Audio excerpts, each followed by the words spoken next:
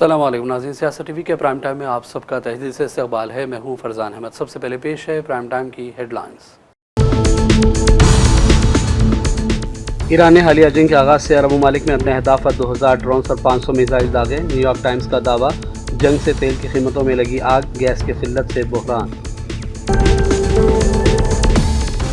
Iran के खिलाफ जंग बड़ी हद तक मुकम्मल हो गई, अमरीकी सदर ट्रंप ने दिया ताज़ा बयान।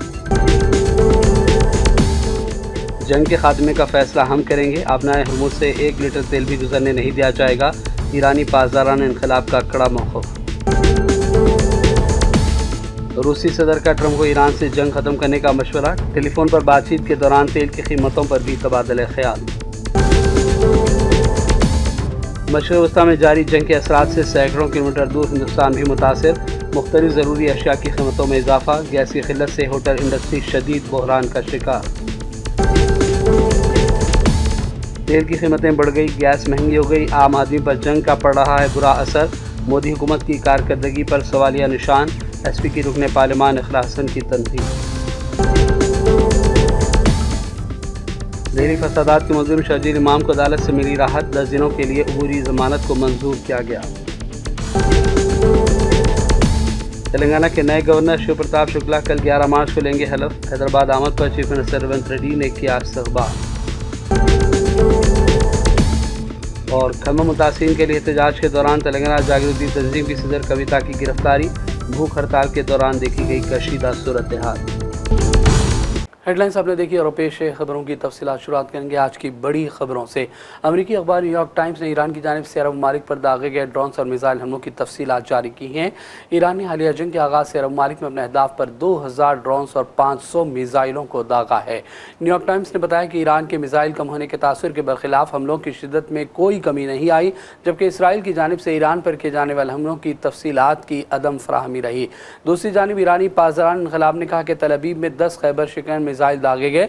ईरान ने कहा कि इसराइल में सायरन की गूंज अब बंद नहीं होगी, जबकि अमरीकी नेवी पर भी खैबर शिकन मिसाइल से हमला किया गया। इस दौरान बहरीनी वजारत दाखिला ने दावा किया कि ईरान की जानिब से किए गए हमले के नतीजे में एक शख्स हलाक और मुतादिद दीगर जख्मी हुए। आज सुबह तेहरान में रहने वाले मुतादिद शहरियों ने कहा कि अमरीका और इसराइल की जानिब से तेहरान के मुख्तलिफ इलाकों पर शदीद हमले किए गए। उन्होंने कहा कि तैयारे इंतहाई कम बुलंदी पर परवास करते देखे गए और जंगी तैयारों की आवाज़ें मुसलसल सुनाई दे रही हैं। मगरबी एशिया में जारी जंग ने आलमी तेल बाजार को हिला कर रख दिया है। तेल की कीमतों में अचानक बेतहाशा इजाफा होने से दुनिया भर के ममालिक परेशान हैं।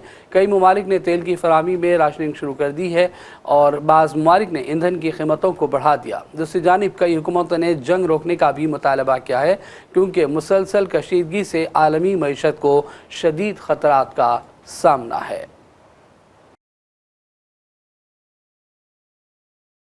अमेरिका के सदर ट्रंप ने कहा कि उनके ख्याल में ईरान के खिलाफ जंग बड़ी हद तक मुकम्मल हो गई। उन्होंने कहा कि अमेरिका ने इब्तिदा में अंदाज़ा लगाया था कि जंग 4 या 5 हफ्ते जारी रहेगी, लेकिन अमेरिका अपने वक्त से काफ़ी आगे चल रहा है। ईरान के खिलाफ जंग खात्मे के करीब है। ट्रंप ने कहा कि ईरान की फ़ौजी सलाहियत को शदीद नुकसान पहुँचा। उन्होंने यह भी कहा कि ईरान के पास न बहरिया मौसर है, न मवासिलाती निज़ाम और न फ़िज़ाइया फ़ाल है। ट्रंप ने दावे किए कि ईरान के मिसाइल तबाह हो गए, उनके ड्रोन्स को तबाह किया जा रहा है। ड्रोन बनाने की तनसीबात को भी निशाना बनाया गया। अमेरिका के सदर ने यह भी दावे किए कि अगर फौजी ताकत के एतबार से देखा जाए तो ईरान के पास कुछ भी बाकी नहीं बचा। ट्रंप ने ईरान को आबनाए हुर्मुज़ में जहाज़रानी में खलल डालने के हवाले से खबरदार किया और कहा कि अगर ईरान ने ऐसा कोई कदम उठाए जिससे आबनाए हुर्मुज़ में तेल की तरसील रुक जाए तो उसे इंतहाई शदीद कार्रवाई का सामना करना पड़ेगा।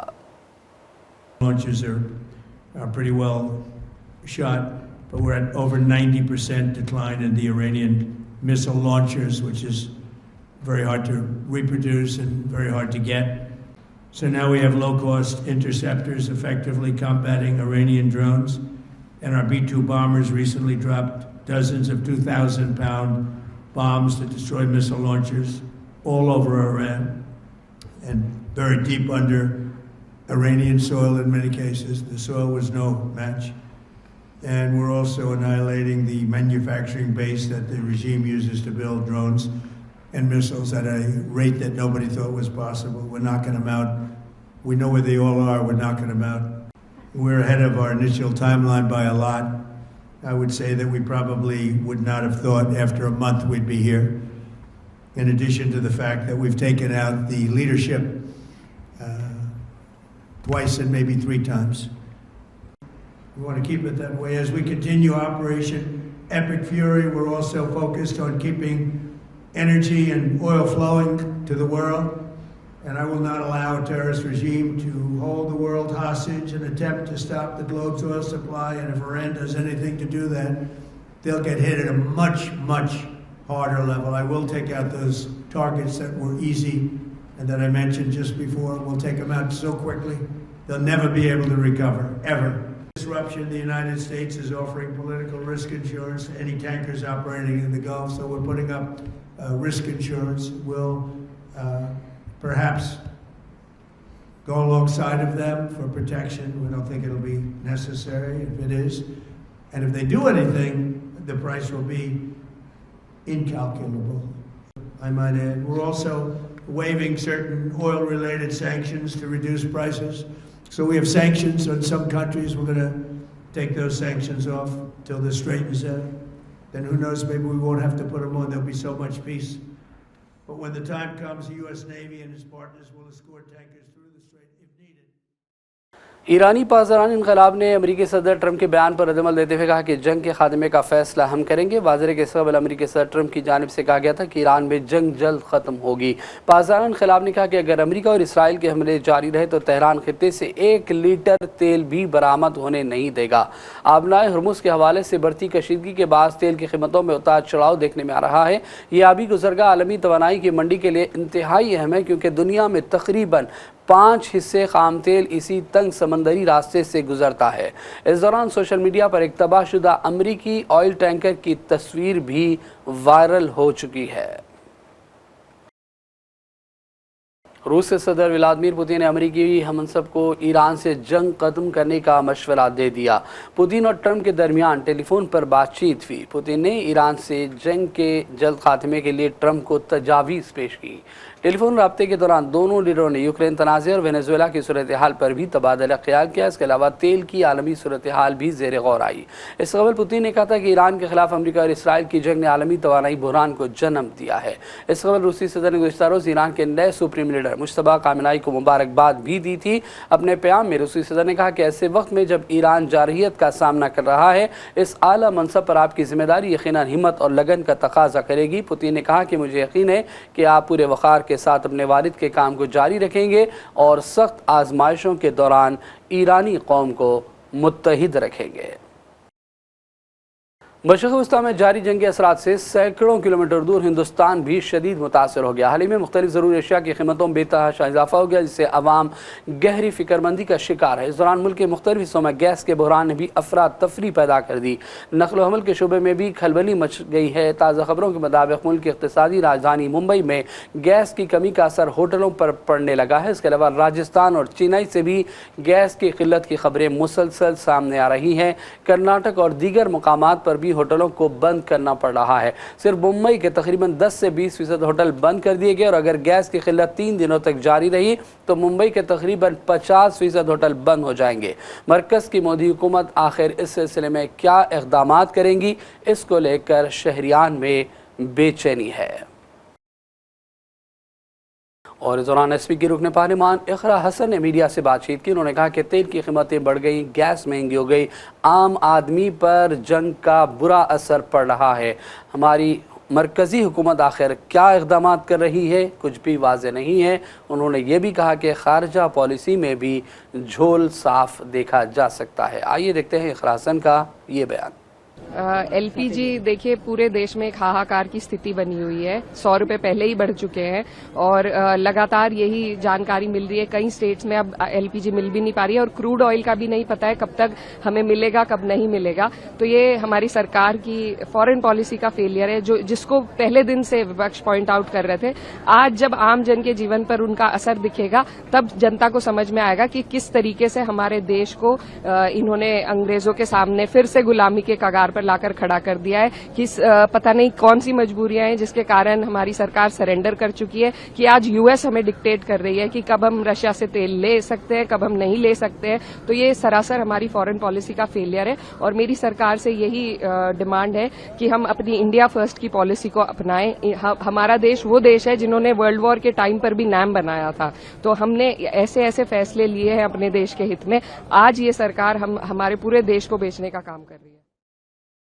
दिल्ली फसादात के मुलजिम शर्जील इमाम को अदालत ने उनके भाई की शादी में शिरकत के लिए और बीमार मां की देखभाल के लिए 10 दिनों की अबूरी जमानत दे दी। कई सालों से कैदोबंद की सोबत बर्दाश्त करने वाले शर्जील इमाम के लिए फैसला अहम है क्योंकि वो कुछ वक्त अपने अफराद खानदान के साथ गुजार सकते हैं।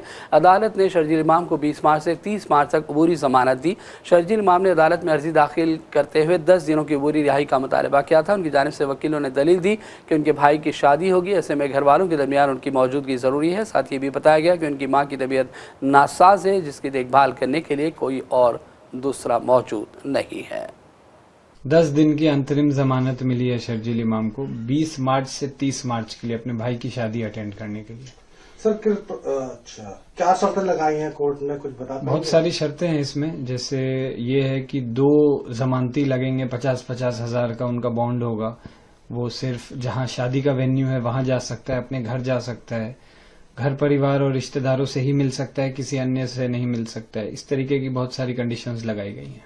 तो ये सर कितने दिन के लिए बेल मिली है, कब उनको वापस जाना होगा? 10 दिन के लिए। अभी तो 20 से 30 मार्च के लिए दी गई है, लेकिन ये हम लोग अभी डिसाइड करेंगे कि इसको हाईकोर्ट ले जाना है कि नहीं, क्योंकि 20 तारीख को ही ईद है। तो या तो ऐसा हो जाता कि 2-4 दिन और मिल जाए जिससे ईद भी वो अटेंड कर पाए अपने घर वालों के साथ। तेलंगाना के नए गवर्नर के तौर पर शिव प्रताप शुक्ला कल चारशंबा 11 मार्च को हलफ ले लेंगे। सदर जमहूरिया ने हाल ही में बाज़ गवर्नर्स के तबादले काम जारी किए, जिसके तहत तेलंगाना के मौजूदा गवर्नर जिष्णुदेव वर्मा का तबादला महाराष्ट्र कर दिया गया। वाज़ेह है कि 16 मार्च से रियासती बजट के सिलसिले में असम्बली का इजलास शुरू होगा, जिसके पहले दिन नए गवर्नर अपना इफ्तिताही खिताब भी करेंगे। उत्तर प्रदेश से ताल्लुक़ रखने वाले शिव प्रताप शुक्ला बीजेपी के सीनियर लीडर हैं। वो 2017 से 2019 के दौरान मरकजी ममलिकती वज़ीर फाइनेंस के तौर पर भी खिदमात अंजाम दे चुके हैं और राज्यसभा के भी रुकन रहे। फरवरी 2023 से वो हिमाचल प्रदेश के गवर्नर की जिम्मेदारी संभाल रहे थे। चीफ मिनिस्टर रेवंत रेड्डी ने शमशाबाद एयरपोर्ट पहुंचने पर नए गवर्नर शुक्ला का इस्तकबाल किया।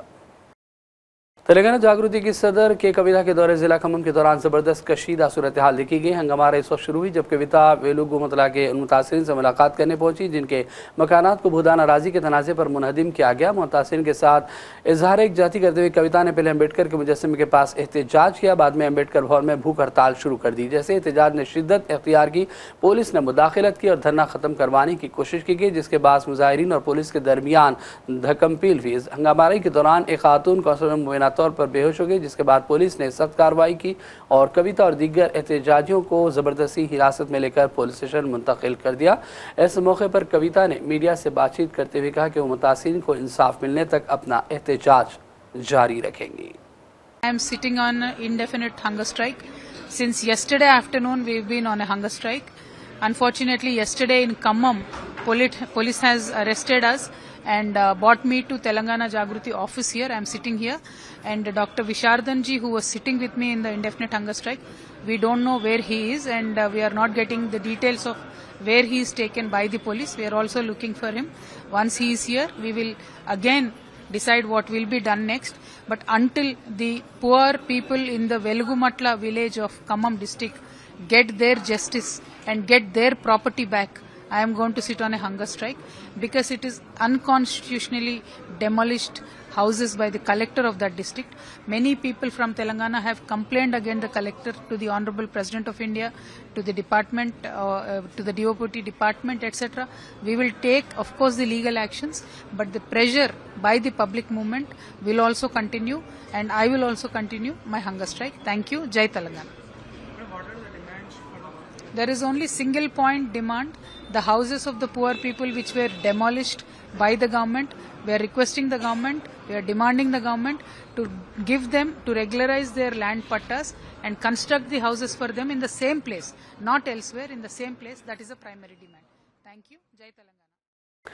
तेलंगाना हुकूमत तकरीबन 430 करोड़ रुपए की लागत से हैदराबाद के तारीखी मिलारम टैंक पर लगभग 2.5 किलोमीटर 4 लेन वाला पुल तामीर कर रही है। ट्रैफिक के बहाव को तेज़ और बेहतर बनाने के लिए डिज़ाइन करदा इस प्रोजेक्ट के कामों में तेज़ी आने के इत्तलात हैं। इस फ्लाईओवर की तामीर का बुनियादी मकसद इलाके में ट्रैफिक जाम को कम करना, लोगों के सफ़र को आसान बनाना है। फ्लाईओवर बनने के बाद तमाम मुतसिल इलाकों के लिए सफ़र का वक्त भी कम हो जाएगा और मुकामी रिहायशियों को आमदरफ्त में सहूलत हासिल हो सकती है। ईद उल फितर के लिए अब लगभग 10 दिन बाकी रह गए। इस दौरान शहर हैदराबाद के मुख्तलिफ मकामात पर शीर खुरमे के लिए इस्तेमाल की जाने वाली सवैयाँ मार्केट में आ गई हैं। सवैयाँ तैयार करने वालों ने अपनी पैदावार में इजाफा किया है। मरकपेट और दीगर कई इलाकों में कई ख़ानदान इस तिजारत से जुड़े हुए हैं और भारी तादाद में सवैयाँ तैयार की जाती हैं। इसे मखसूस तरीके से तैयार करते हुए सुखाया जाता है और फिर भून कर फ़रोख्त भी किया जाता है। हमारे नुमाइंदे शेख निज़ामुद्दीन लईख ने चंद सेवियाँ तैयार करने वालों से बातचीत की। सेमी है, ये नमक वाली सेवी है, ये नमकीन सेवी रहती है। ये कैसा किलो है? ये 300 रुपये किलो रेट चल रहा है इसका। और इसमें 3-4 किस्म की सेवी रहती, पेनी रहती, धीमे तले भी, वो दूध में डाल के डायरेक्ट खाने का। और ऐसे में वाइट कलर की सेवी आती, कच्ची रहती। और मोटी उबालने की सेवी है जो तरकारी डाल के बनाते, वो भी सेवी है। गए साल से रेट कैसा है इसका? रेट कैसा, कुछ रेट बढ़ा है क्या? हाँ, रेट में तो थोड़ा बहुत 19-20 फ़र्क आया भाई। रेट में महंगाई बढ़ी, लेबर के चार्जेस बढ़ गए, वो हिसाब से 10-20 रुपये का फ़र्क आया। गए साल 80-90 रुपये थी, अभी ये साल 100 रुपये है सेमी का रेट। जी, ये हाथ की सेमी है, नमक की। जी, इसको हाथ से बनाते हम लोग। जी, इसको मैं 40 साल से बना रहा हूँ। जी। कैसा किलो है सेमी? ये 350 रुपये रहती है। सब में भारी सेमी रहती है। क्या साल के 12 महीने बनाते हैं या सिर्फ रमजान ईद के बाद? जी, रमजान से 3 महीने बनाते हैं। रमजान से 3 3 महीने पहले बनाते हैं। मैदा, आटा, जी, नमक रहता है इसमें। जी। कितने लोग काम करते हैं इसके अंदर? हमारे घर में 10-12 लोग काम करते हैं। अच्छा। और 2 साल से 70 कितने पीढ़ी है ये?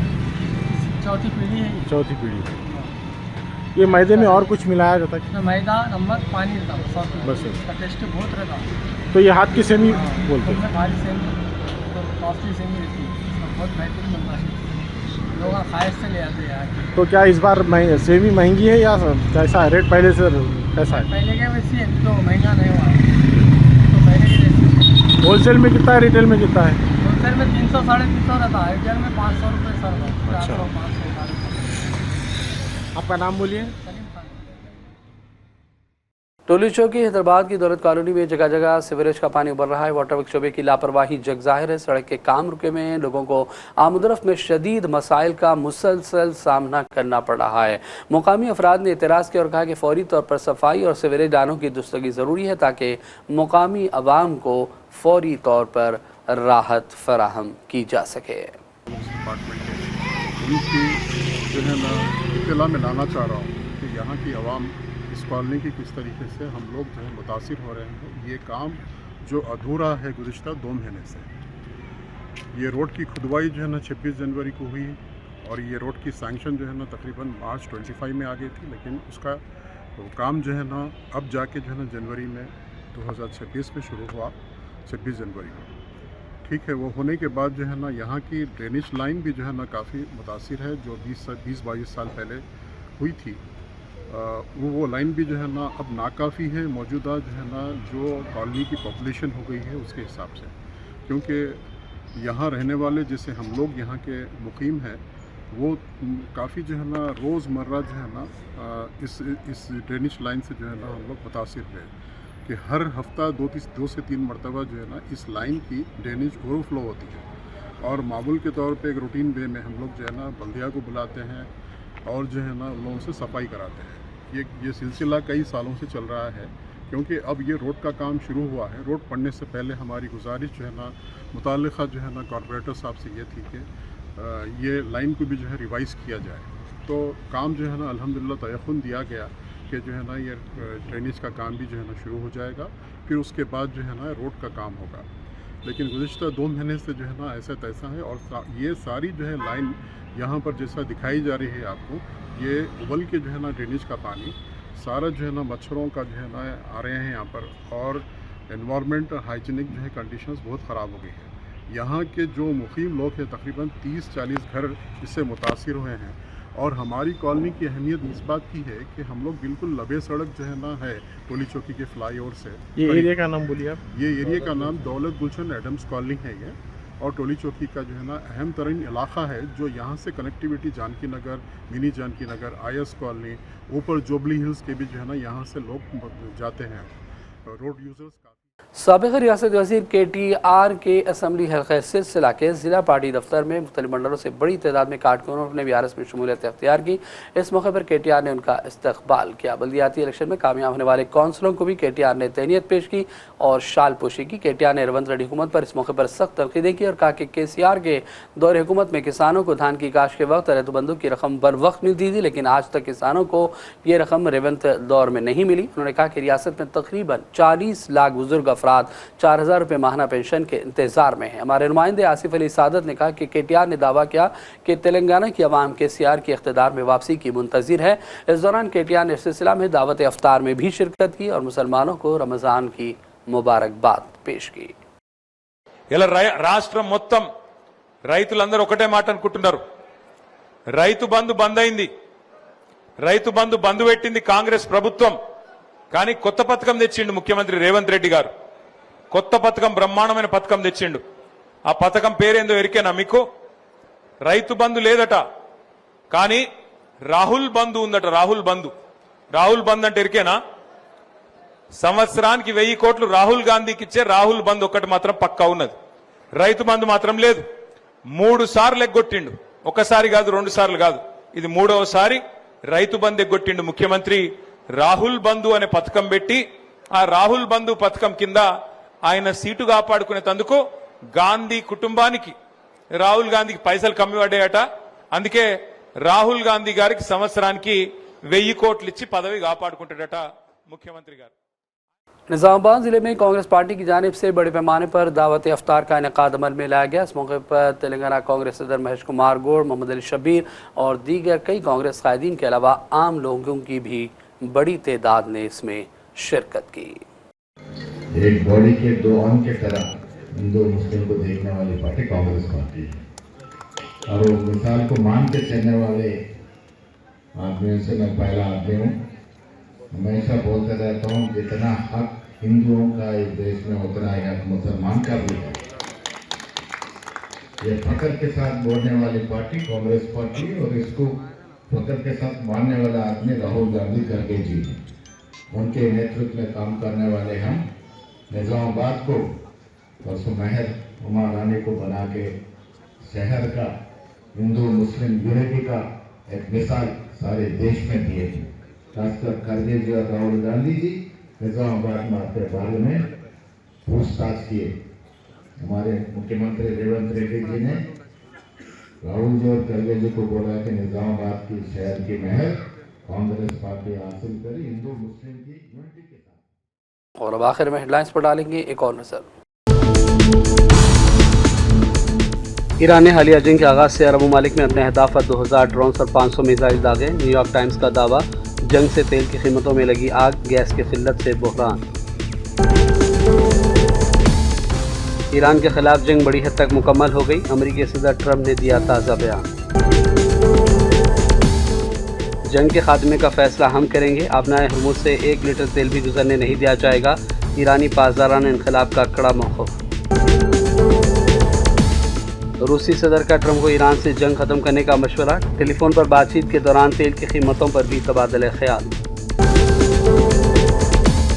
मशरिक़ वस्ता में जारी जंग के असरात से सैकड़ों किलोमीटर दूर हिंदुस्तान भी मुतासिर, मुख्तलिफ ज़रूरी अशिया की कीमतों में इजाफा, गैस की किल्लत से होटल इंडस्ट्री शदीद बहरान का शिकार। तेल की कीमतें बढ़ गई, गैस महंगी हो गई, आम आदमी पर जंग का पड़ रहा है बुरा असर, मोदी हुकूमत की कारकर्दगी पर सवालिया निशान, SP की रुकने पार्लिमान इखलास हसन की तनकीद। दिल्ली फसादात के मुलजिम शर्जील इमाम को अदालत से मिली राहत, 10 दिनों के लिए अबूरी जमानत को मंजूर किया गया। तेलंगाना के नए गवर्नर शिव प्रताप शुक्ला कल 11 मार्च को लेंगे हलफ, हैदराबाद आमद पर चीफ मिनिस्टर रेवंत रेड्डी ने किया इस्तकबाल। और खमा मुतासिरीन के लिए एहतजाज के दौरान तेलंगाना जागृति तंजीम की सदर कविता की गिरफ्तारी, भूख हड़ताल के दौरान देखी गई कशीदा सूरत हाल। प्राइम टाइम का सिलसिला फिलहाल यहीं ख़त्म करते हैं। मोहम्मद फरजान अहमद को पूरी टीम के साथ इजाज़त दें। देखते रहिए सियासत टीवी। अल्लाह हाफ़िज़।